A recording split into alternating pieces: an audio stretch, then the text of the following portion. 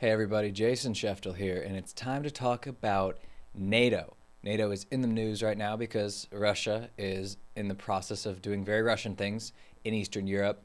But today we're going to talk about NATO in general, a bit about how it came to be what it is, what its role is in the world, and how any of this matters for any potential conflict, both a little bit in Europe, which isn't really my thing, and then, of course, for China and the Pacific and everything that's going to happen there in the coming years. So let's get right into it.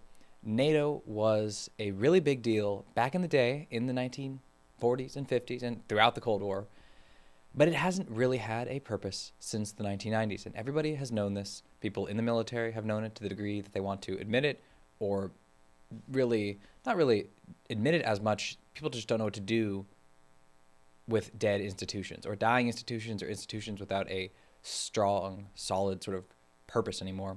And when the Soviet Union died in 1991, the whole structure of NATO just stopped making much sense. And just to give people a sense of why, you just have to realize how much more economic and political and even military strength all of NATO combined has compared to Russia. Russia is a strong, powerful nation. That's very true. But every single country in Europe, you add in Britain, France, Germany, Italy, the United States, just country after country. This is a organization that was designed to deal with a much more powerful state, the Soviet Union, which is gone now. So the great use in NATO, its great purpose was to prevent a Soviet invasion of Western Europe and a quick conquest, all of that. And it did it, right? Or it didn't necessarily, it held the line until the Soviet Union failed. Once the Soviet Union failed, it's very unclear what the purpose of NATO is. And the part of the reason we're seeing all these problems in Europe, even though NATO exists, is because all the different countries in NATO do not agree on anything. So you have a country like Germany, which has a lot of economic and energy ties to Russia, in addition to a bunch of European countries, which are all dependent on Russia for natural gas in particular. Germany rejects sending missiles and all sorts of defense articles, weapons, to Ukraine, right? Because it has its own agenda. France has its own agenda. Ukraine, which isn't part of NATO, but Eastern Poland has its own agenda, et cetera, et cetera. This is the way it goes all across Europe. There is no cohesive, unified front. There was only a cohesive, unified front because the U.S. created that front and made sure everyone was on the same page because the U.S. really cared about the Soviet Union. It did not want it to conquer Western Europe. It did want it to unify all of Europe under its control. And that was the big reason, right? And it was a real threat. There were tank divisions just lined up on either side of the Berlin Wall for so many decades. People don't remember any of this. It just seems like all some weird dream that people were obsessed with, but then didn't really matter because nothing happened. And isn't that. It really isn't. The Cold War was a real thing. It never turned into a massive conflict, but that doesn't mean that there was no real strategic war really going on between the people on each side of it. And that's the way it happened. And there's too much for a lot of people who think about politics and stuff. There are a lot of people who are really obsessed with talking about how the Cold War was everything. Everything is this about the Cold War, the hangover of the Cold War, all this stuff. And that's probably going a little bit too far. But the world that we know was really created to deal with the Cold War. It was to deal with the Soviet Union, and NATO is the best example of that. So right now you have the United States kind of pulling diplomats out of Ukraine and not willing to go fight, send all sorts of divisions into Eastern Europe to go fight on some other country's doorstep, and it makes sense, right? Well, how does that impact the United States? This is what every American says after going to Iraq and Afghanistan, all these places that are just so far, so foreign, and so basically irrelevant to most Americans' lives. And that is something, unfortunately, that a lot of countries in the world seem like, right? They seem like they're on the periphery of American consciousness, and going to fight there for these esoteric reasons doesn't make sense anymore. It's not even about like grand political strategy. It's hard to even sell this to people anymore. And yeah, you could say, oh, if Putin does this in Ukraine, but it's like Putin can't make it. He's not going to make it to Germany. He's not going to make it all the way to France. He's not going to make it to Spain. I mean, this is not the same country. He can't even, Russia, just for everyone who cares and wants to know, like Russia can't even absorb Ukraine over the long term. It's not going to be able to do it. This isn't the ancient world, right? This isn't, to use a Chinese example, this isn't the past where you could just take decades and absorb regions like Guangzhou, where Hong Kong is, or try to absorb northern Vietnam over a millennia. You don't have that kind of time anymore. You have populations that are declining. You have industrial labor forces, industrial systems that are declining. You have all sorts of problems around the world, and particularly in Russia, that just don't make it possible. And in addition, you just have, a country like Ukraine where you just have so much of a deep seated hatred of Russia that's just been brewing now because of the 10-ish years of all this conflict almost with Russia. It's just gotten to a point where you're gonna be dealing with a really bad thing, right? This is anyone who's thinking about this looks like, wow, this seems like, well, you say America's time in Afghanistan, but even more appropriately, it's probably just like the Soviet Union's time in Afghanistan is a better look at the way this may go. But I'm not really here to talk about Ukraine and Russia, although this stuff is very important, and it gets to what I'm really concerned with on a deeper level about where the world goes as this world that we know fades away. That's the reason I'm talking about China so much. That's where it ends up.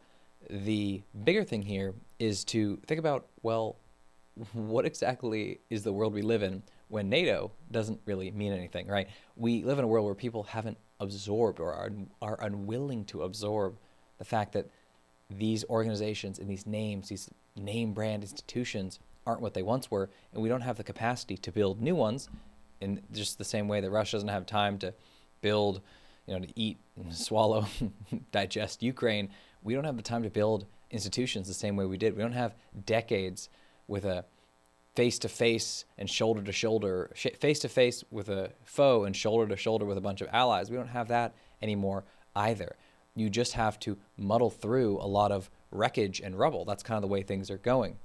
And it matters here for the Chinese connection to this is like there is no NATO surrounding China, right? And by NATO, a NATO equivalent, I mean a group of countries with a mutual defense treaty, right? That is the key piece of NATO. The way it worked is that any country gets attacked, and you throw out a special article of the NATO treaty, and then everybody acts like an attack on one is an attack on all. That brings the total force and economic power and political power and all of it, of every country, together against, again, it was supposed to be the Soviet Union. That was the point of it. Now, no country wants to do that, right? No country wants to actually fight for Belarus, right? Again, not Belarus, because Belarus isn't part of it, but for Poland, for example. Like, France doesn't want to fight for Poland.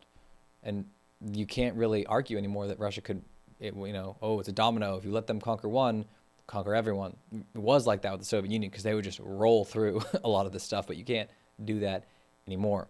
And one of the things NATO has done basically since the end of the Cold War is it's just been steadily pushing and expanding its membership. It's really just an institution that runs on autopilot and just grows because being bigger and being more powerful is what any institution, any bureaucracy really wants to do. It doesn't matter that most countries in NATO already don't actually don't reach the defense requirement that they're supposed to hit, right? You're supposed to spend around 2% of your GDP or your budget on military equipment and funding your military. But most countries don't do that. That became a bit of a problem during the Trump administration when that was pointed out, but this is kind of just the way it's been, right? The way NATO also worked behind the scenes was, well, the U.S. was doing the heavy lifting, right?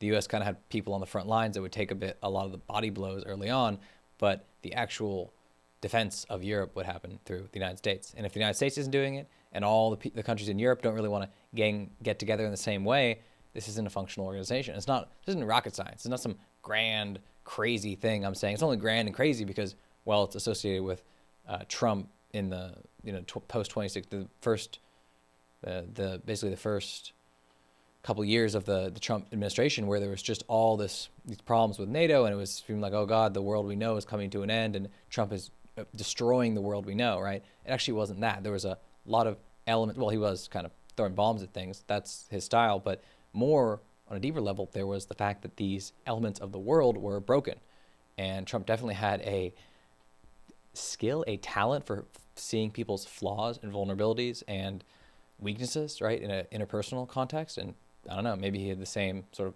skill with institutions. Kind of hard to know. I have no idea about that, but it did apply, at least in this context, for NATO, because it had those exact problems. And when I was saying that NATO was just expanding blindly, what it did was just push closer and closer to Russia, right? And Russia is a much weaker, much more troubled, much more messed up place than the Soviet Union.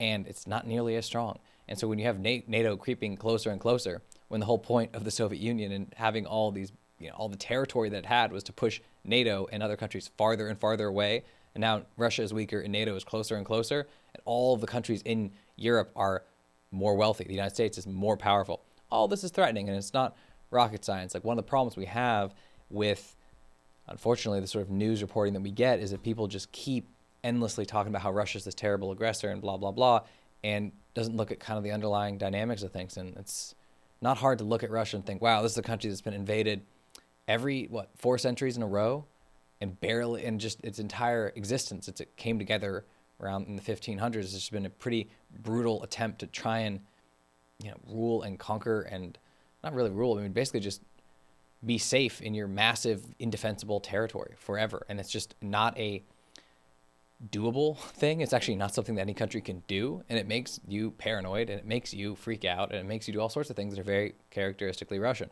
But the wrong way to look at it is just to think, oh God, this is just aggression and terrible, and Putin's mad. Like, a couple of years ago he was a genius, now he's like a mad dog and it isn't going to work and he's just crazed. It's just, you got to get away from all these crazy personalized narratives about things. They just don't help you understand what's going on. So that's a bit about that, and I'll get off my high horse about that, but it does just get a little exhausting after a while because it's just so misguided, right? And especially when a lot of it comes down to the deeper thing that we had an organization that, yes, it was a great thing for a very long time. It was amazing. NATO was amazing. That's fine.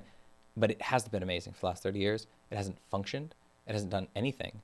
And it doesn't even have a purpose anymore. And nobody wants to actually do anything that it is about, right? I mean, from the American side, the European side. And so it's a huge problem. And the reason I keep saying, oh, Ukraine, part of NATO, I'm saying all these countries are part of NATO because NATO is constantly trying to get bigger and bigger. It just doesn't know. It's like instead of actually, it's like a company that it just starts shooting for insane growth numbers. It's like it doesn't develop anything new. It hasn't improved a product. It hasn't done anything, but it's just like, let's just expand. Let's just grow. It's almost like a metastasizing sort of thing.